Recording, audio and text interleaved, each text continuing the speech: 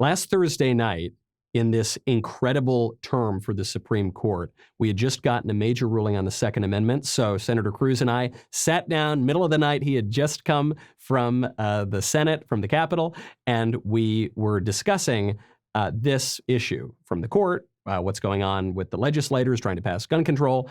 And the very next morning, we got the ruling in Dobbs, the most important Supreme Court decision, certainly of my lifetime, one of the most important ever in the history of the United States.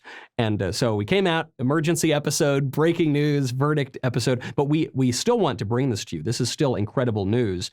While Dobbs is the big headline, there are so many other great things that have come out of this court term. So without further ado, here is our discussion of the Second Amendment.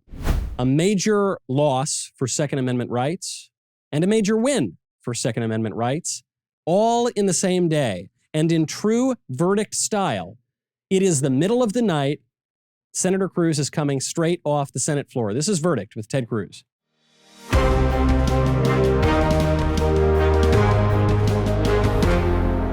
This episode of Verdict with Ted Cruz is brought to you by American Hartford Gold. Now, the new inflation numbers are out, and I think we can all agree they are incredibly depressing. The price of gas is way up. The price of housing is up. The U.S. national debt is way, way, way up. And unfortunately, given the way that our current administration prints money and spends money, experts don't see this going away, this inflation going away anytime soon. So how do you protect your money, your savings, your retirement from inflation? Well, when times are turbulent, Americans like you turn to physical gold and silver, and American Hartford Gold can show you how to hedge your hard-earned savings against inflation by diversifying a portion of your portfolio into physical gold and silver. And it's really easy to get started. All it takes is a short phone call, and they will have physical gold and silver delivered right to your door, or if you prefer, inside your 401k or your IRA. They make it easy. If you call them right now, then they will give you up to $1,500 of free silver on your first order. So don't wait. Call them right now. Call 855-768-1883. Or if you prefer texting, you can text the word CACTUS to 65532. Again, the phone number is 855-768-1883, or text the word CACTUS to 65532. This episode of Verdict with Ted Cruz is brought to you by Genucel. How old does your mirror say you are?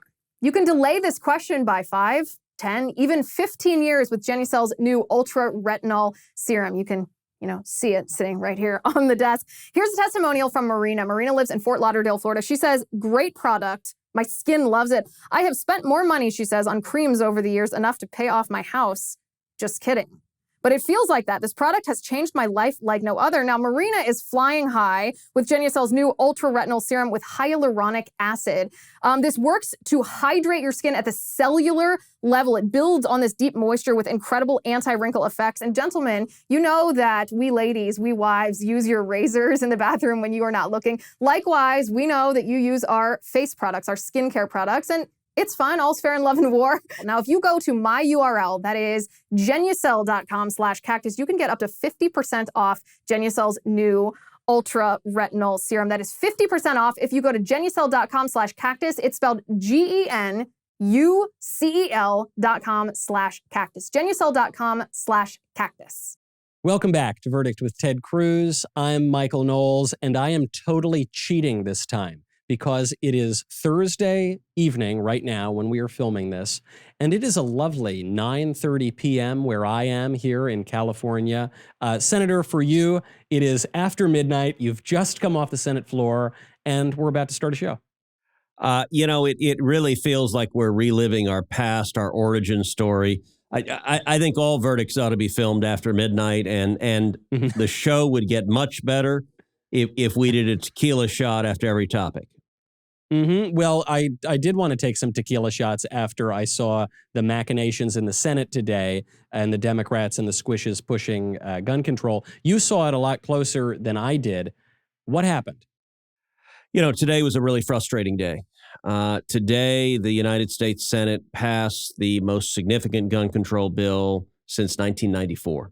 And it's even more frustrating. So in the last podcast, we talked about the broader issues, but I told you then that I would have more to say in the hours and days coming forward. Well, earlier this week, in fact, right after the last podcast, I introduced my own legislation. And my own legislation, I teamed up with John Barrasso, who is the number 3 Republican in the conference leadership. He is the senator from Wyoming, great guy, great friend, great conservative. Actually, we've had John Barrasso on the show. That's right, a former guest on Verdict. Yes.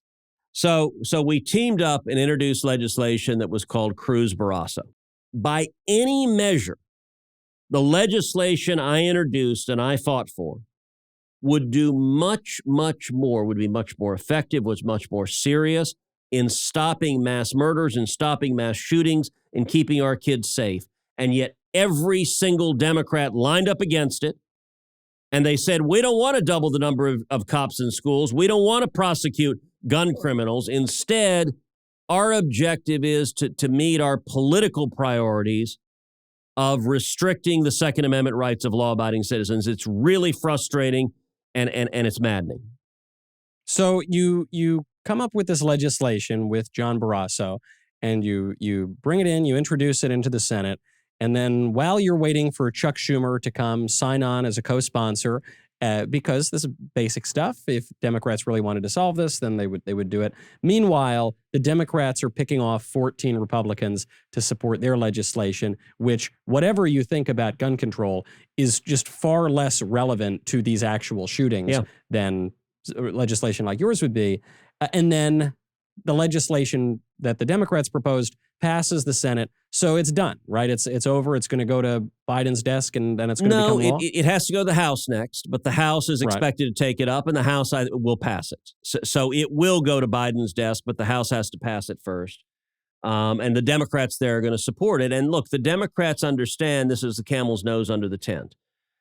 The provision in this bill that is the most problematic is the red flag provision. So this bill provides significant federal funding for states to pass so-called red flag laws. And the problem is red flag laws really can invite abuse because they're a mechanism to take away the guns from law-abiding citizens. And it varies state by state, but we've seen some blue states enact red flag laws where they can take away your guns with little to no due process, with little to no judicial protection. Now, the Second Amendment is not just some sort of privilege that various political communities have decided to pass. The Second Amendment is a constitutional right. The right to keep and bear arms, no matter what you think of it, is a basic civil right. So my question is, how can the Democrats and these 14 Republicans lower the threshold so much to deprive someone of their basic civil rights? And will this, if it's challenged in court, would this kind of legislation be overruled? So it depends. The Democrats, by and large, don't care. And more congressional Democrats are becoming quite candid that their objective is gun confiscation, that they want to take guns away from the American people. They used to hide that. More and more Democrats are being very open. Beto O'Rourke famously said, hell yes, we're going to take your AR-15. I mean, they're hell yes embracing it. Justice John Paul Stevens, a lion of the left, wrote an op-ed saying we should repeal the Second Amendment. That is more and more becoming the position of the hard left, is screw the Second Amendment, we want your guns. With Republicans, it's more complicated. A number of Republicans, so we had at lunch today with the Senate Republicans, we had a hot lunch. It's as hot as any I can remember in years. People were angry and yelling at each other. This is, look, it's an emotional issue. It's a divisive issue. On the question of red flag laws, what the defenders of this bill were saying is, well, gosh, no courts have struck down the state laws as being unconstitutional. No courts have concluded that they don't adequately protect due process. Well, look, there are lots of things that are unconstitutional that have yet to be adjudicated. And if your standard is whatever New York or Connecticut does is just okie dokie by me, unless and until a court strikes it down, you're on pretty dangerous territory. So I found that argument particularly unpersuasive. We have heard in the Judiciary Committee significant testimony about how these laws have been abused. And one of the things I said on the Senate floor is, as a consequence of this bill tonight, we will see people assaulted and lose their life. So we had a big argument today at lunch over my amendment. So we started the day with me being told by multiple senators, oh, Chuck Schumer is going to schedule a vote on your amendment. He's agreed we're going to have one amendment. It's your amendment. It's the Cruz-Barrasso amendment. We're going to vote on that, and then we'll be done. And at lunch, several of my colleagues asked, okay, is your amendment, is it simply an addition to this bill, adding new provisions? Or is it a substitute? A substitute is delete what you got and replace it with this. Right. And I said, guys, it's a substitute. I don't like what you're doing. What you're doing is bad. It's a bad bill. Yeah. It undermines the Second Amendment. So I don't want to add my bill to yours and undermine the Second Amendment and do something good. I'd just like to do something good. I'd like us actually to pass a straight up bill going after criminals and keeping people safe. I will tell you, my Republican colleagues who are in support of this bill were furious. That was the cause of much of the fireworks at lunch, is they're like, we don't want a substitute. We want you just add your bill to ours and we'll be fine with it. In your estimation, Senator, I don't want to make you play psychobabble or anything like that, but is your read from your squishier colleagues who backed the Dems gun control bill, is your read that they did it for political reasons to appease their purple or blue constituencies, or did they do it because of conviction, because they think it's actually good to take away guns from more Americans? Oh, look, there were a number of them from pretty red states that weren't from blue or purple states. I don't know. I'm not an armchair shrink. I think it is consistently the case that when a Republican compromises with the Democrats and does what the Democrats want, that the press will praise them. It's an easy path. If you want the press to call you a statesman, just do what the Democrats want. And as a Republican, it's simple. 100% of the time you give in to the Democrats, the press says, oh, you're so wise, you're so enlightened. And it's a pattern we see over and over again. You know, you think about this bill. This is a bill that united all the Democrats. Every Democrat voted for this bill. The most left-wing Democrats happily voted for this bill. And less than a third of the Republicans voted for this bill.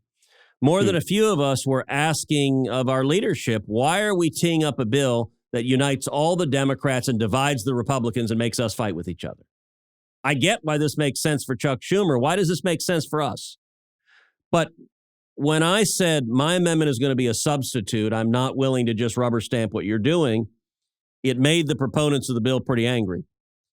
And Schumer ended up saying no amendments at all. And so he blocked amendments. Now, the way you block amendments, and let's get into a little bit of arcane Senate procedure. When you have a bill pending on the floor, there is what's called the amendment tree, which is there are open slots for amendments. And what Schumer did is what's called filling the tree, which is he brings up the bill, then he files an amendment, and he files another amendment. He fills the legs on the tree. And typically the blocking amendment is something really minor and inconsequential. It's something like changing a date from September 1st to September 2nd. I mean, it doesn't matter what it is. It's just an amendment to block that slot so no one else can file an amendment. So because Schumer refused to allow any amendments, what I did tonight is I exercised the prerogatives of a senator to move to table a pending amendment. And in particular, I moved to table Schumer's amendment that was filling the tree, that was blocking the tree. Right. And under Senate rules, a motion to table an amendment is a privileged motion with no debate that forces a vote. So it was a way for me to force a vote. And I stood up and said, look, I'm moving to table this in order to force a vote on Cruz-Barrasso.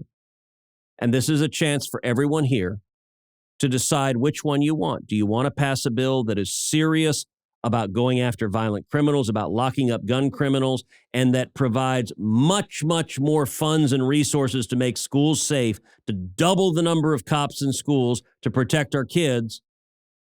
Or do you want to pass a political bill that satisfies the partisan urges of the Democrats? That's your choice. That's what we voted on tonight, and unfortunately, that vote failed. We got a total of 39 votes to table the amendment, which meant all the Democrats and 8 Republicans voted to block any more amendments to prevent consideration of the serious legislation that actually would put real resources on the table to stop violent crime. So that means that 6 Republicans backed the Democrats' gun control bill, but also didn't try to shoot down Correct. your amendment. Correct. So a way to sort of split the baby there, but I guess we'll take what we can get. Yeah, we picked off about half the Republicans who were supporting this, and so that was an incremental benefit.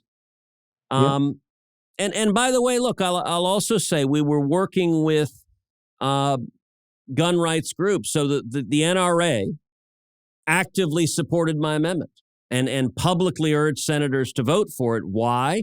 Because it targets the bad guys. It targets criminals. It actually focuses on how you stop gun crimes rather than disarming law-abiding citizens. But unfortunately, a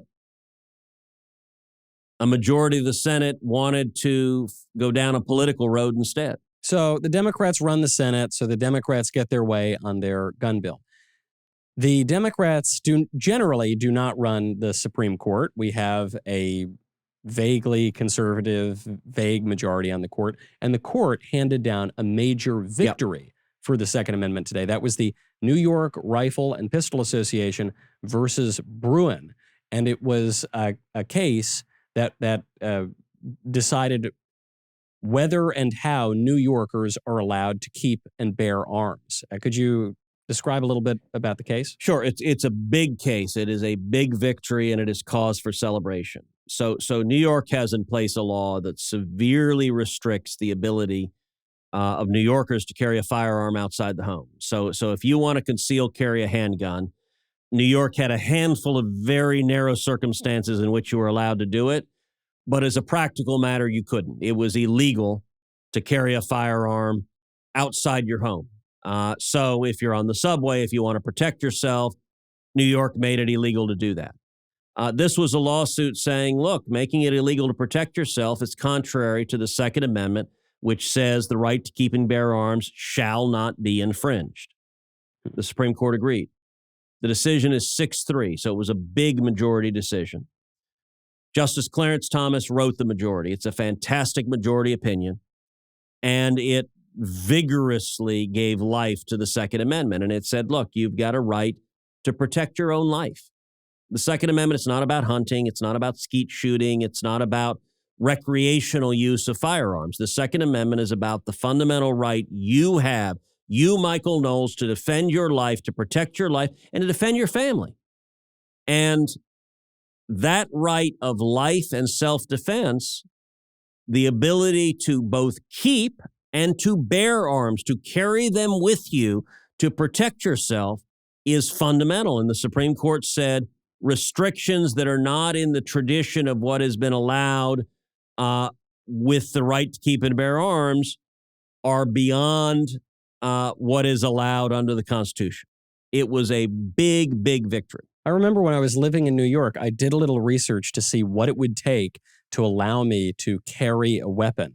Even just to have a weapon in my apartment was difficult enough, but to carry a weapon outside of my apartment, and it was virtually impossible. And in the law at issue here, New York decided that you had to prove that you had a cause to have to keep and bear this weapon. And it would seem to me that the cause would be the government's trying to take away my Second Amendment rights. That would seem to be a sufficient cause to exercise my Second Amendment rights. Will this have ripple effects around the rest of the country? So it will. I think you will see litigation against other significant constraints on the right to keep and bear arms. And I think you will see gun grabbing restrictions struck down. The left wants to make it hard, if not impossible, for you to protect yourself. And I think this decision is the biggest Second Amendment decision since Heller versus District of Columbia, which, as you know, I led a coalition of states in Heller defending the Second Amendment right to keep and bear arms. That was a landmark 5-4 decision. Antonin Scalia wrote the opinion. It's probably the finest majority opinion Justice Scalia ever wrote.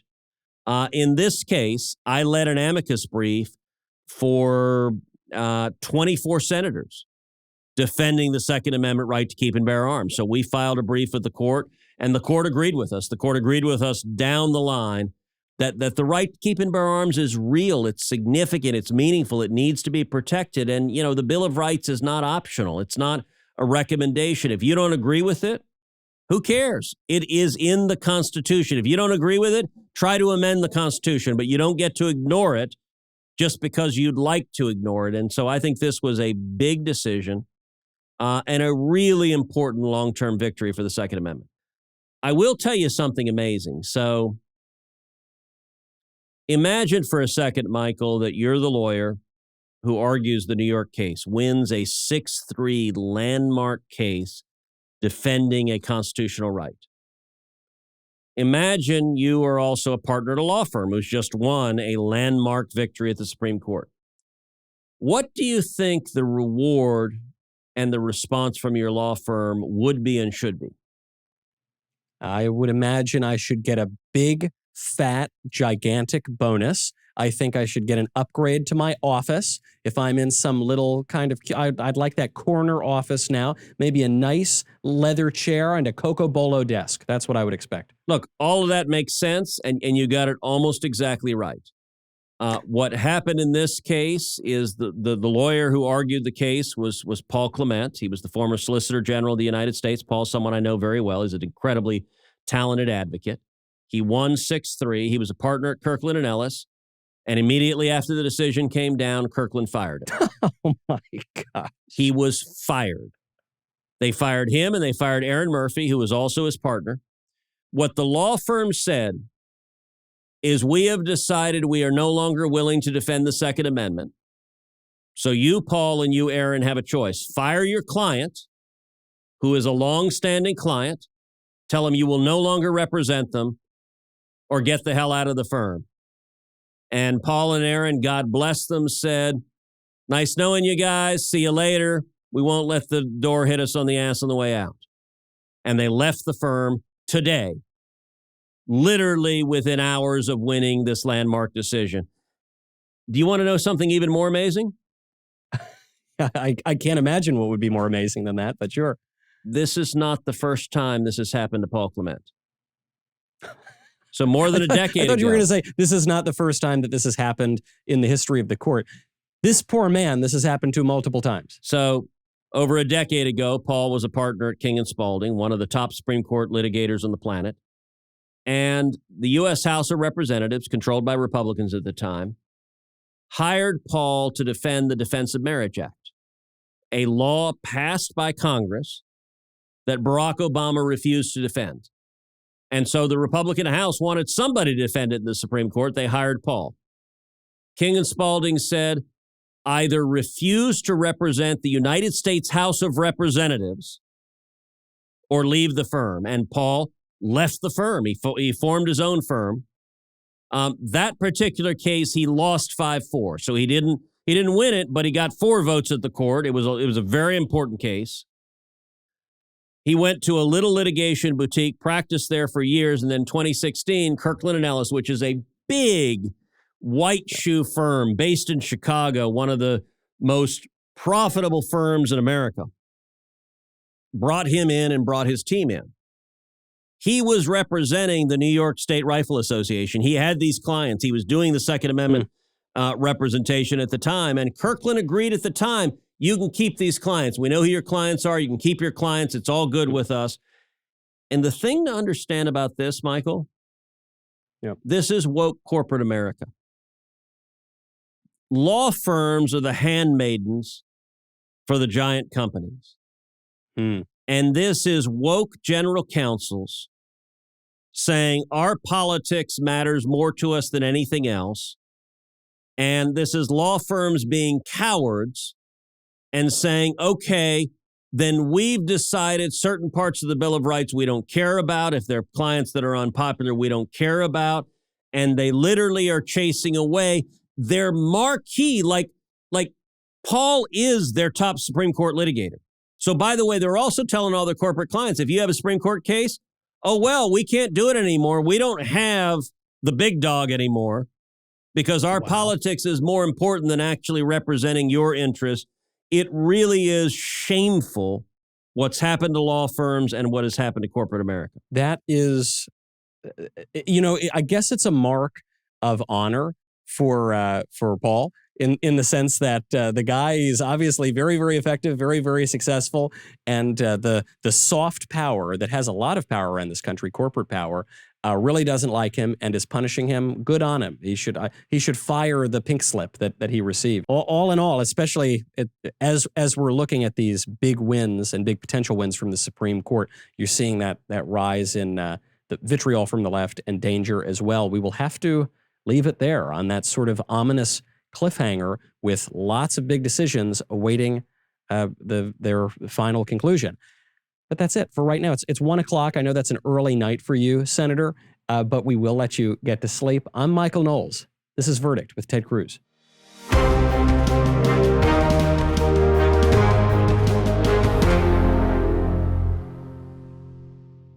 This episode of Verdict with Ted Cruz is being brought to you by Jobs, Freedom, and Security PAC, a political action committee dedicated to supporting conservative causes, organizations, and candidates across the country. In 2022, Jobs, Freedom, and Security PAC plans to donate to conservative candidates running for Congress and help the Republican Party across the nation.